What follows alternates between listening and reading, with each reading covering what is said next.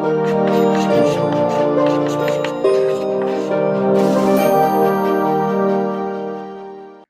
दोस्तों, इस वीडियो में हम बात करेंगे ऐसे बहुत सारे व्यापारिक केंद्रों की जो प्राचीन भारत में बहुत महत्वपूर्ण रहे हैं। अब यहाँ पर एक बात समझिए, जब मैं प्राचीन भारत बोलता हूँ तो जब हम लोग इतिहास पढ़ रहे होते हैं तो वहां पर प्राचीन भारत की जो टाइमलाइन रहती है वो 700 ईसा तक की रहती है, 700 एडी तक की रहती है। लेकिन यहाँ पर जो मतलब है वो बहुत पूरे इतिहास को ही देखने का है, बहुत बाद तक के कुछ शहर है जिनको भी हम देखेंगे। मतलब कोई शहर हो सकता है किसी और पॉइंट ऑफ टाइम पर ज्यादा इंपॉर्टेंट रहा हो, कोई किसी और पॉइंट ऑफ टाइम पर। यहाँ पर हम कुछ ऐसे 14-15 शहरों की बात करते हैं जो काफी ज्यादा इंपॉर्टेंट रहे हैं। शहर बोल सकते हैं उनको। शहर क्यों बोल सकते हैं? शहर ऐसी जगह होती है जहां पर मुख्य इकोनॉमिक एक्टिविटी, आर्थिक गतिविधि खेती ना हो करके कुछ और हो। कढ़ाई बुनाई कुछ भी हो सकता है, मशीनरी, राजगिरी, ये सारे काम हो सकते हैं। ठीक है, तो चलिए इसकी स्टार्टिंग करते हैं। देखिए, ये हमारा एंशिएंट इंडिया है। एंशिएंट इंडिया को हम लोग जैसे 700 एडी तक की बात करते हैं, लेकिन यहाँ पर सिर्फ ऐसा मत समझिएगा कि सिर्फ 700 एडी तक की बात है, उसके आगे वाली बात भी कर सकते हैं। ये है हमारा पुरुषपुरा। इसी को आज का जो पेशावर है उसको पुरुषपुरा कहा जाता था। यहाँ पर आप समझिए, देखिए भारत का जो अपना भौगोलिक क्षेत्र है ना, तो भारत भौगोलिक दृष्टिकोण से एक अपनी अलग आइडेंटिटी है, उसकी खुद की अलग पहचान है। भारत एक उपमहाद्वीप है। अफ्रीकन प्लेट से टूट करके धीरे धीरे धीरे धीरे मूव किया था यूरेशिया की तरफ और जाकर के टकराया तो हिमालय बन गया। तो ये पूरा एक अलग भौगोलिक क्षेत्र है।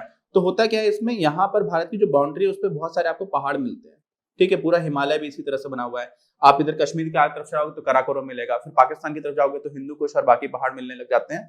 तो होते क्या है कि ये जो पेशावर है, यहाँ पर घोड़े हम लोग को सेंट्रल एशिया से मांगने होते थे। अब सेंट्रल एशिया कहाँ पर आता है देखिए, तो देखिए सेंट्रल एशिया के दृष्टिकोण से आप ऐसे देखेंगे तो ये है हमारा भारत। और ये देखिए, ये जो पूरा एरिया आपको दिख रहा है, तुर्कमेनिस्तान, उज्बेकिस्तान, अफगानिस्तान को भी आप इंक्लूड कर सकते हो, कई जगह पर नहीं किया जाता है, कजाकिस्तान, इसको हम लोग बोलते हैं मध्य एशिया। यहाँ से घोड़े आया करते थे। कहाँ से आते थे? मध्य एशिया से। तो हम लोगों का ये जो केंद्र है पेशावर, ये क्या हुआ करता था उस दृष्टिकोण से बहुत ही इंपॉर्टेंट था। किस दृष्टिकोण से? जब हम लोग बात कर रहे थे घोड़ों को आयात करने की, तो यहाँ से घोड़े आते थे। ठीक, और यहाँ से हम लोग क्या, ऊन वगैरह, हमारे यहाँ पर बहुत सारी भेड़ जो भी रहा करती थी, तो हम लोग यहाँ से ऊन को भेजते थे। तो इस दृष्टिकोण से पेशावर बहुत इंपॉर्टेंट था। पेशावर। अब उसके बाद से फिर ये तक्षशिला है। तक्षशिला तो आप लोग सबसे ज्यादा लोग तक्षशिला विश्वविद्यालय के बारे में जानते हैं। जब बौद्ध काल था, या जिस समय पर बौद्ध धर्म बहुत ज्यादा प्रचलन में था हमारे देश में और आसपास के क्षेत्रों में भी, उस समय पर यहाँ पर तक्षशिला विश्वविद्यालय बहुत इंपॉर्टेंट हुआ करता था। और साथ में ही यहाँ पर बहुत सारी बैंक्स भी हुआ करती थी। ठीक है, कैसी बैंक्स? वही जैसे कि कॉमर्शियल और जिसको हम लोग व्यापारिक बैंक बोला करते हैं वो। और साथ में ये भी मध्य एशिया के लिए बहुत इंपॉर्टेंट हुआ करता था। साथ ही पेशावर जो है ना, वो रोम के लिए भी काफी इंपॉर्टेंट था। और अगर आप लैंड रूट से चीन की तरफ जाने की बात करोगे तो वहां से भी चीन का रास्ता हम लोग पेशावर से होकर के भी जाने का हुआ करता था। तो ये हमारा तक्षशिला हो गया। तक्षशिला में बैंक्स का काम था और साथ में ये भी सेंट्रल एशिया यानी कि मध्य एशिया, इस रूट पर बहुत इंपॉर्टेंट शहर हुआ करता था। अगर आपको सेंट्रल एशिया जाना है तो तक्षशिला से होकर के हम लोग जाते थे।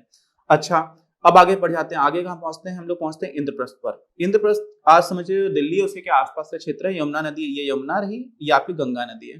तो यमुना नदी पर ये बसा हुआ है। दिल्ली का ही आप मान सकते हैं कि दिल्ली का पूर्ववर्ती क्षेत्र एक तरह से मान लिया जाए। तो इसकी खासियत क्या थी? भारत का उत्तर, दक्षिण, ठीक है, न्यूज लिख देता हूँ, नॉर्थ, ईस्ट, वेस्ट और साउथ, इन सारे को अगर आप देखोगे तो हर तरफ जाने के रास्ते यहाँ से होकर के जाते थे। तो इस दृष्टिकोण से बहुत इंपॉर्टेंट था कि एक तरह का जंक्शन था। क्या था? जंक्शन। आप लोग रेलवे से कभी कभी जाते हो ट्रेन से तो देखते होगे कोई जंक्शन पड़ता है। तो जंक्शन क्या होता है? जहां पर दो अलग अलग रास्तों की कोई ट्रेन, रेलवे लाइन निकल रही हो, कि एक आप इधर से यहाँ पे जा सकते हो और उधर भी जा सकते हो, तो उसको बोल देते हैं जंक्शन। तो इंद्रप्रस्थ बहुत इंपॉर्टेंट जंक्शन हुआ करता था। ये आ जाता है मथुरा। मथुरा की अगर आप ऐतिहासिक दृष्टि से देखोगे ना, तो बहुत ही ज्यादा महत्वपूर्ण रहा है। क्यों रहा है? क्योंकि यहाँ पर आप समझिए कि ऐतिहासिक दृष्टिकोण से जो हमारे शहर हैं उनमें धर्म का बहुत इंपॉर्टेंस हुआ करती थी। ये ऐसी जगह है जहां पर जैन, बौद्ध और हिंदू, ये तीनों धर्म का बहुत ही ज्यादा इंपॉर्टेंट सेंटर बन जाता था। साथ में आपको दक्षिण जाने वाले जो रास्ते हैं वो मथुरा और भरूच, यहां से भी, भरूच से भी जाते थे, मथुरा से भी जाया करते थे, तो उस रास्ते पर भी बहुत इंपॉर्टेंट पड़ जाता था। और साथ में बहुत इंपॉर्टेंट ट्रेडिंग सेंटर हुआ करता था। तो इस दृष्टिकोण से मथुरा इंपॉर्टेंट हो गया।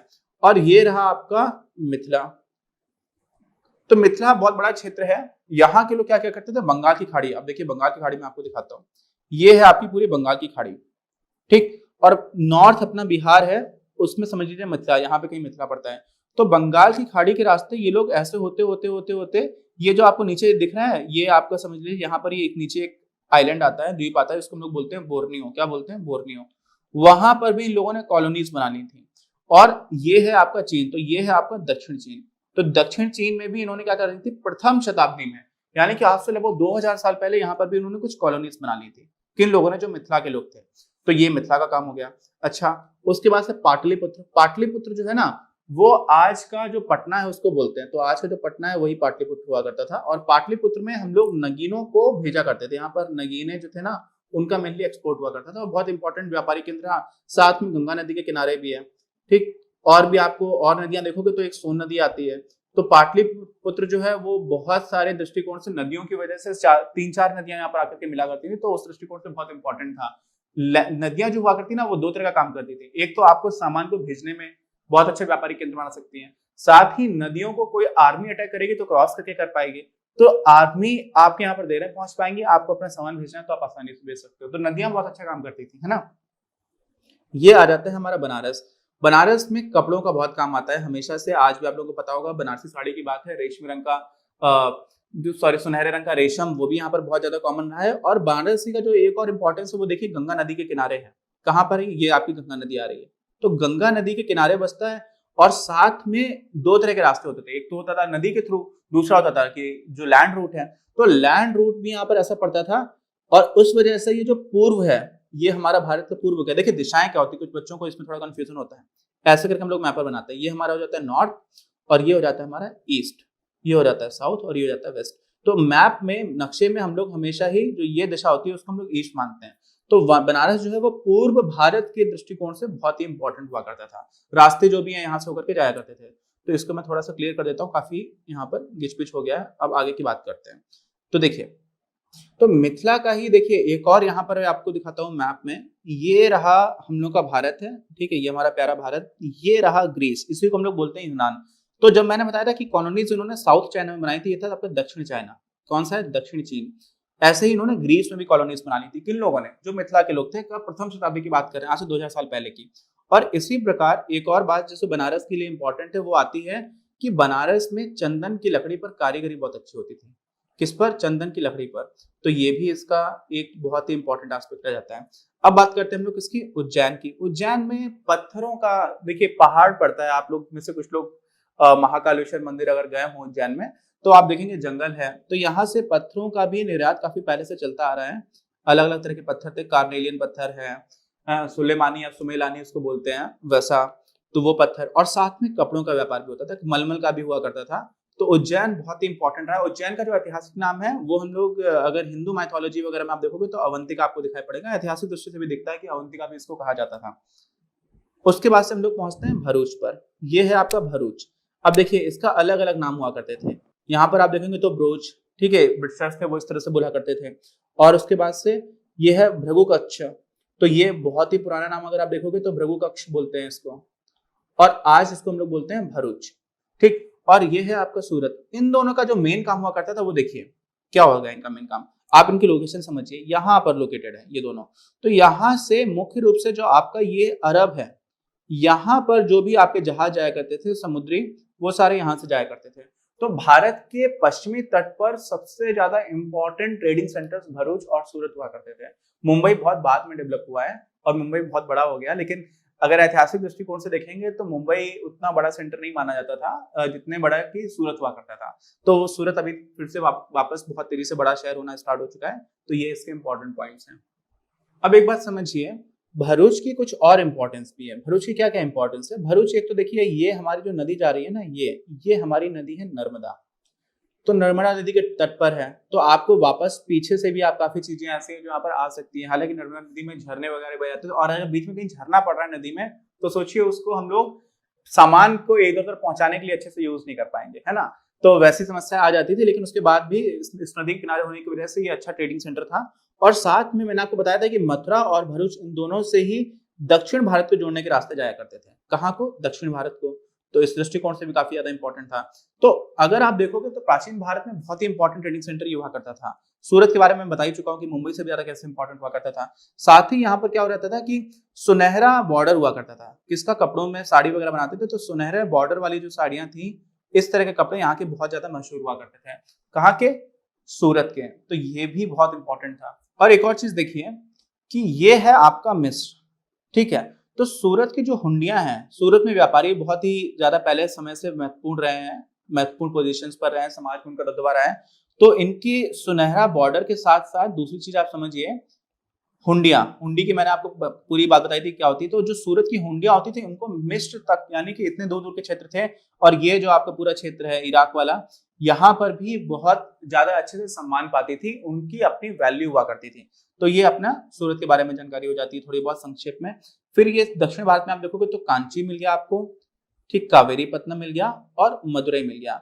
मदुरई एक ऐसा शहर था जो एक पूरे मंदिर के किनारे बसा था। और दक्षिण भारत में कई बार ऐसा देखा जाता था कि रिलीजन इतना इंपॉर्टेंट रहता था, एक मंदिर बना उसके आस पूरा शहर बस जाया करता था।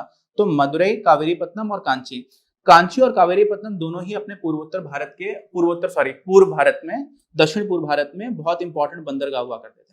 तो अगर आपको साउथ ईस्ट एशिया जाना है, साउथ ईस्ट एशिया समझ रहे हैं कहां पर?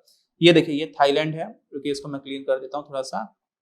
ये हो गया हमारा, ये जो मैंने बोर्नियो लिखा हुआ है यहाँ पर देखिए, बोर्नियो आपका इंडोनेशिया में ही एक आइलैंड आ जाता है। फिर ये मलेशिया है, ये थाईलैंड भी अगर आपको जाना है तो बंगाल की खाड़ी से होते हुए अगर आप जा रहे हो तो यहाँ के लिए कैसे आते थे हम लोग? कांचीपुरम और साथ में कावेरीपत्तनम, इन दोनों का बहुत ज्यादा प्रयोग किया करते थे।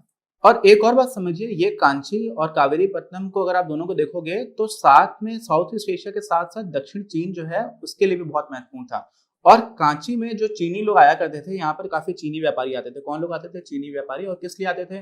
मोती, कांच, ये सारी चीजें खरीदने आते थे। और बदले में क्या दे जाते थे? तो रेशम भारत का भी बहुत कॉमन अच्छा रहा है। और आप चाइनीज कल्चर अगर देखोगे हिस्टोरिकली, तो वहां पर भी रेशम का कपड़े बहुत ज्यादा पहने आते थे।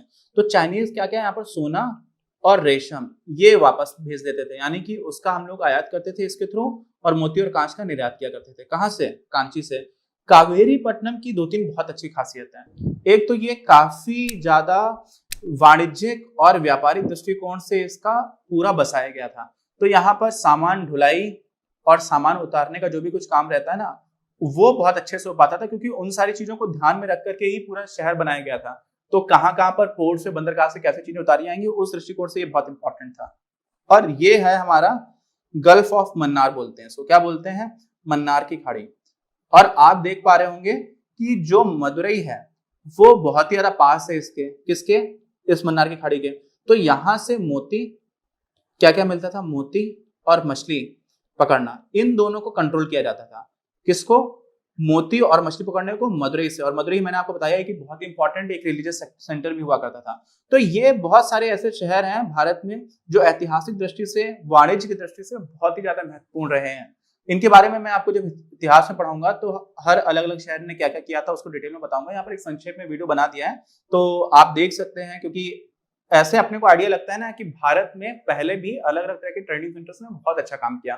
तो वो एक संक्षेप में वीडियो था, इसको देखते हैं। बाकी कोई भी डाउट हो तो आगे बढ़ते हैं। ये आप समझ लीजिए कि बहुत अच्छे से बता रहा हूँ आपको, आपके इस एग्जामिनेशन में नहीं आएगा, क्योंकि हम लोग पढ़ के आ रहे हैं बिजनेस स्टडीज, लेकिन हम लोग ऐतिहासिक दृष्टि से समझने की कोशिश कर रहे हैं, तो उस पॉइंट ऑफ व्यू से बहुत इंपॉर्टेंट है। लेकिन अगर आपका इतिहास विषय है और अगर आपको इतिहास में रुचि है तो उस दृष्टिकोण से बहुत इंपॉर्टेंट है। ठीक है, मिलते हैं हम लोग अपने अगले वीडियो में। अपनी क्लास का उद्देश्य आप सभी के लिए आप ही की भाषा में गुणवत्तापूर्ण शिक्षा उपलब्ध कराना है। कक्षा 12 तक के सभी प्रमुख विषयों पर हम वीडियोस बना रहे हैं, और कुछ विषयों पर वीडियोस आपके अपने चैनल अपनी क्लास की ही अन्य प्लेलिस्ट पर अपलोड भी हो चुके हैं। ज्ञान के प्रकाश से देश को सशक्त बनाने के हमारे इस प्रयास में इस चैनल को सब्सक्राइब करके और लोगों के साथ शेयर करके अपना बहुमूल्य योगदान जरूर दें। पढ़ेगा इंडिया तो बढ़ेगा इंडिया।